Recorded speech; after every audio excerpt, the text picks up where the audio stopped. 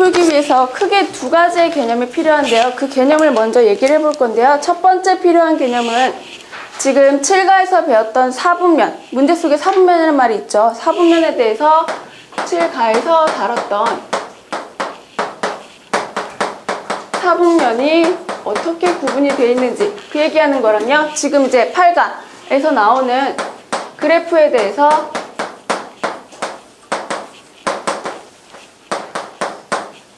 일차함수의 기본형이라고 할 수 있는 이 모양에 대해서 A와 B가 어떠한 성질을 갖는지에 대해서 간단히만 얘기를 하면 되는 문제입니다. 자, 개념은 뭐 굳이 많이 필요 없기 때문에요. 1사분면, 문제에 나와 있는 제1사분면이 어떠한 성질을 갖는지만 보겠습니다. 자, 제1사분면에 있으면 김태 선생님, A와 B가 X, Y라고 한다면 A와 B의 부호가 어떻게 될까요? 그쵸? A가 양수, B도 양수가 된다는 거. 요거 하나 있으면 되고요. 두 번째 이제 8가 개념으로 넘어가 보면 A와 B 두 개가 나오는데 허정 선생님, A는 1차 함수에 뭘 의미하죠? 기울기요. 그쵸? 기울기. 송은철 선생님, B는 뭐가 되죠? Y 잘. 그쵸? 자, 이 개념들만 갖고 문제풀이 들어가도록 하겠습니다.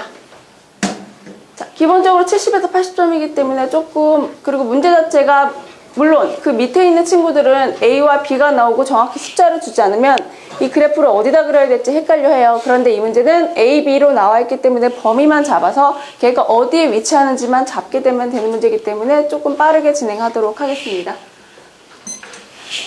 자, 일단 문제에서 보면 제1사분면 위에 있다라고 했으니까 두 그래프의 교점이다라고 했어요. 그러면 송호철 선생님, 두 그래프의 교점이다라고 한다면 그 점에서의 X좌표와 Y좌표가 어떨까요? 같습니다. 같죠? 그래서 그거 첫 번째 이용을 하게 되면 이거. 그 다음에 두 번째 나온 게 자, 얘가 교점이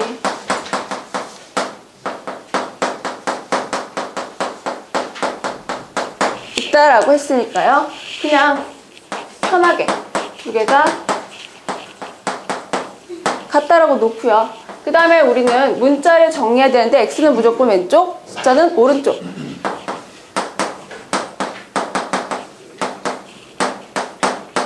자, 항상 X 앞에 뭔가가 주어지면, 숫자 아닌 뭔가가 주어지면 조심해야 되죠. 그런데 문제에서 뭐다? 단. 친구들이 조금 조건은 무시하고 가죠. 그런데 단이라는 조건이 있는데 거기서 보면은 문제에서 단 A가 B보다 크다라고 했으니까 절대 0일은 없으니까 편하게 나눠줘도 되고요.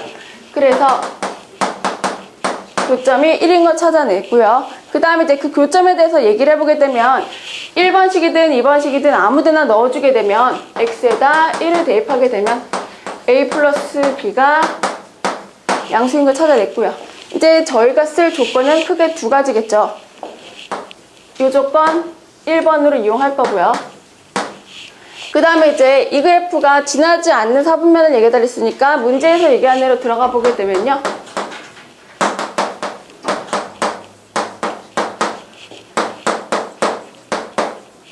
자, 여기서 말하는 A 플러스 B가 이 그래프의 기울기. 그 다음에 B-A가 Y절편이니까 A 더하기 B가 양수니까 얘를 간단하게만 표현을 해보게 된다면 증가하는 그래프, 즉 김영수 선생님 어디로 그래프가 증가하게 될까요? 증가한다면 그렇죠, 오른쪽 위로 올라가겠죠. 그래서 가능한 경우 뭐 이런 경우라던가 이런 경우 1번 아니면 2번이 생길 텐데요. 지금 이제 저희가 둘 중에 하나를 결정하려면 이 조건, 두 번째 Y절편에 대해서 얘기를 해야 되는데 이 조건 어디서 내려올까요? 저기에 써있죠. 단 A가 B보다 크다. 그러니까 조금만 식을 변형해주게 되면 B가 A보다 작고요. B 빼기 A가 음수가 되니까 Y절편이 음수다. 얘를 세 번째로 이용을 해서 보게 되면 A 빼기 B가 음수이기 때문에 그래프가 Y축과 밑에서 음수에서 만나게 되겠죠. 그래서 얘가 지나지 않는 사분면은 뭐다? 여기 제2사분면이 되겠습니다. 자, 개념이 크게 두 가지가 필요한데요. 여기서도 앞에 1번에 쓰였던 절편의 개념이 첫 번째 쓰이게 되고요. 두 번째가 팔라에서 도형에서 배웠던 외심에 대해서 기억을 하고 있는지만 간단히 보고 넘어가겠습니다. 절편이라는 거 크게 두 가지가 있죠. 그러면 김옥 선생님, 절편이 무슨 절편이죠? X절편, Y절편. 그쵸, X절편, Y절편.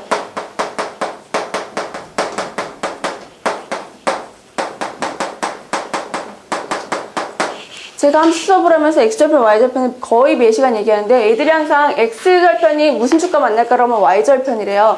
안녕 선생님, X절편이 Y축과 만나면 X절편 이름을 지었을까요? 아니겠죠. 근데 저희 반 학생들은 정말 농담으로 하는 거겠죠. 그렇지만 X축과 만난다가 아니라 Y축과 만난다고 얘기를 해요. 그래서 니네가 생각을 해봐라. X축과 만나니까 X절편 이름을 지었겠지 라고 하면 애들이 그리고 다음 시간에 또 까먹을 때도 있거든요. 그러니까 아예 그냥 저는 칠판에다가 기본적인 개념을 왼쪽에 써놔요. 저기 있지 않냐고. 그럼 애들이 그랬죠. 그리고 또 끝날 때 물어보면 또 까먹더라고요. 그러니까 계속 이런 기본적인 얘기는 친구들한테 뭐 기출 강화를 통해서도 그렇고 잘한다는 친구들도 조금 앞에 개념을 헷갈려 하기 때문에요. 같이 보면 좋을 것 같고요. 자, X절편에 대해서 보면 X절편은 그래프가 X축과 만나기 때문에 송호철 선생님 뭐가 0일까요? X, Y 중에? 그쵸. Y가 0이다. X가 0이다. 이것만 보고 넘어갈 거고요. 외심을 크게 두 가지로만 볼 건데요. 외심의 정의가 뭐였는지랑 외심의 성질이 뭐였는지. 김영 선생님, 외심의 정의가 뭐였죠? 외심의 정의가? 외심은 세곡선에서 네. 삼각형에서 세곡선 이름 거의 같은 거. 그쵸. 근데 작도할 때, 네. 그쵸. 삼각형에서 세 꼭지점의 수직 이등분선들의 교점. 네, 교점이었고요. 성질은 뭐다? 아까 김호 선생님이 얘기하셨던 것처럼 외심이라는 건 외접원의 중심이란 말의 줄임말이기 때문에 외접원이라는 거 뭐예요? 원의 반지름이죠. 그래서 외심으로부터 세 꼭지점까지의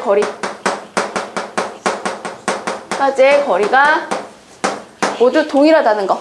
이거 두 개 보고 넘어가겠습니다. 3분에 맞춰놓고요. 진행을 해보도록 하겠습니다. 문제 먼저 쓰면 아이고.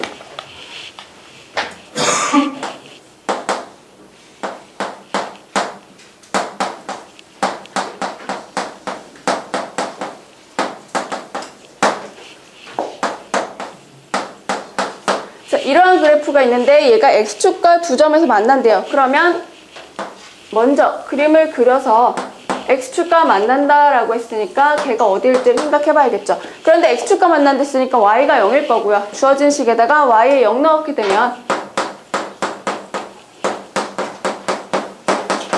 이렇게 2차 함수가 2차 방정식으로 바뀌게 되고요. 그 다음에 이제 뭐 한다? 인수분해해서 X가 뭔지 미지수 A가 들어가던 뭐 상관없이 잡아야 되니까요.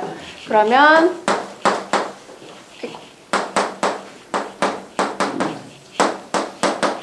이렇게 0이 되고요. 앞 단원 2차 방식 배웠듯이 두 개가 0이면 얘가 0이고 얘가 0이다. 그래서 따라서 X는 1이랑 A제곱 두 개가 나온다고 했는데요. 그런데 이제 문제에서 보면 A가 1보다 크다라고 되어 있으니까 1이 왼쪽, A제곱이 오른쪽에 위치하게 되겠죠. 그래서 여기에 1, 여기에 A제곱이라고 잡고요.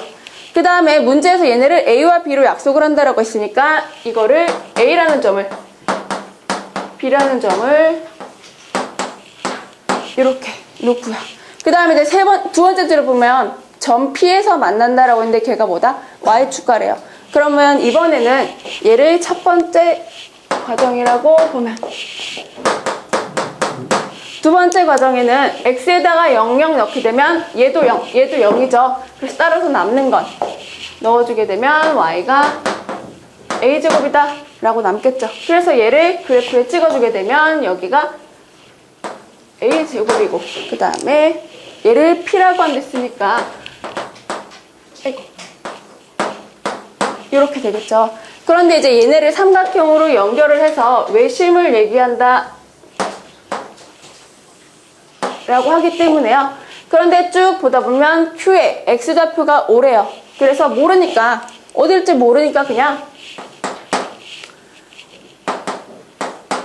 아이고.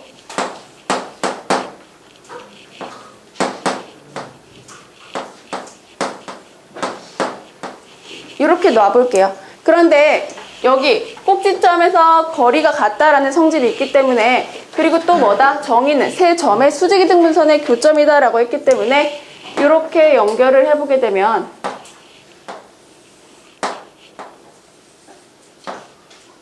보이시죠? 이제 마지막 마무리. 여기를 H라고 한다면, 왜냐하면 빠르게 끝내도록 하겠습니다. 여기 선분 AB가 Q에서 내린 수직이등분선의 교점이죠. 한 변이니까. 그래서 내려주게 되면 이 길이가 같은데 얘가 5다라고 했으니까 여기도 역시 5,0이 되고요. 여기서 여기까지 거리가 얼마? 4죠. 여기서 여기까지 거리가 얼마? 4죠. 그러면 여기는 얘가 9다. 그래서 A값 나오게 되겠습니다.